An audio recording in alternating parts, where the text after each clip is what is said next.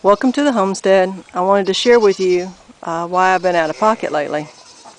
One of the reasons is I built this extension to be able to bring my rabbits out of the barn so they can get some cross ventilation. In the barn they were not getting any wind, and they were really pretty hot, and I wanted my babies to be a little bit cooler. Now this is the extension that I built, and I plan on this winter closing in the back part and the right hand side to go ahead and keep them warm, and so they'll have south exposure light. I built it onto the side of the existing chicken coop, which is in desperate need of repair.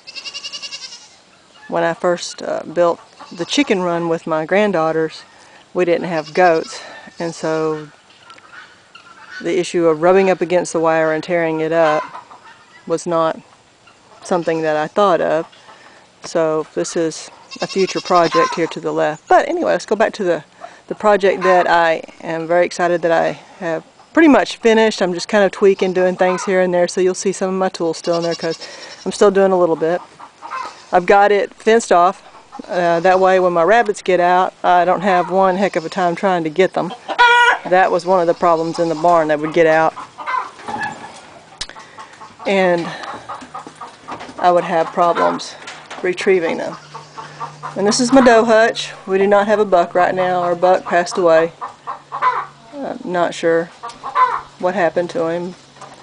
Maybe it was something he ate, because we, do give them scraps, or, who knows. Sometimes you just don't know. But these are my rabbits. You notice they're not panting.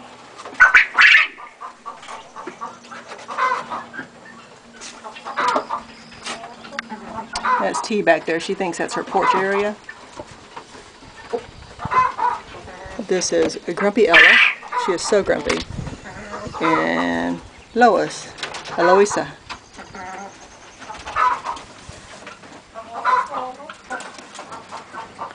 And it's the doe hutch because, let's get around here, I built nesting boxes on the back. So it's really not a porch area like T thinks it is. It is actually nesting boxes that I built back here so they could have ventilation and we had access to them. Each nesting box is made different. There's pros and cons to each one. I'll go over that sometime with you. As you notice, I didn't even bother to build one right here.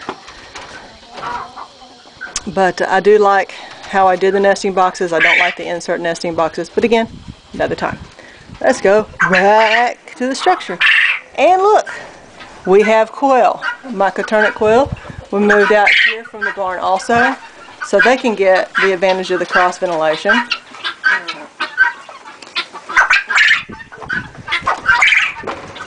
Well, if I can get this thing open, it's swelling because of there we go, of the recent rain. These are Pharaoh quail, happily eating. And girls only, little eggs back there.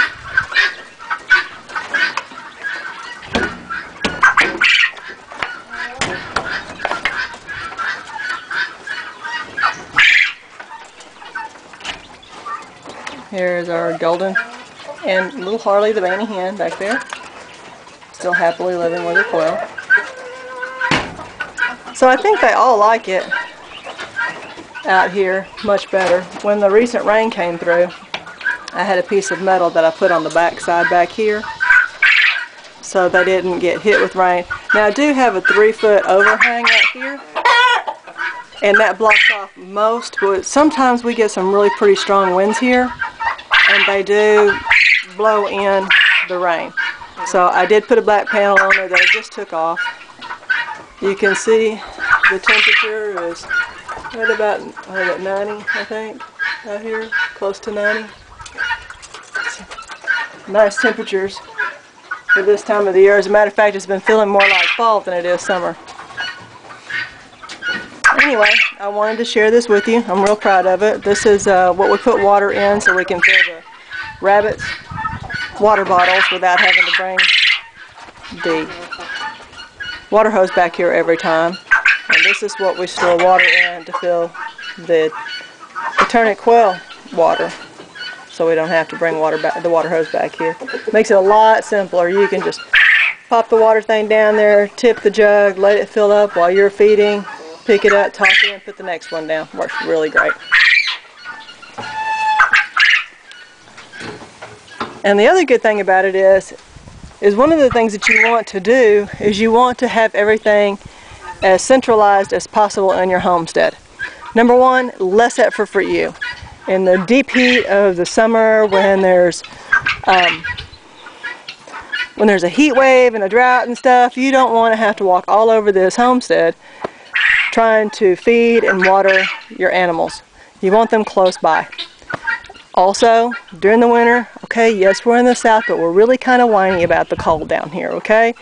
We are not acclimatized to it, nor do we have the clothes for it.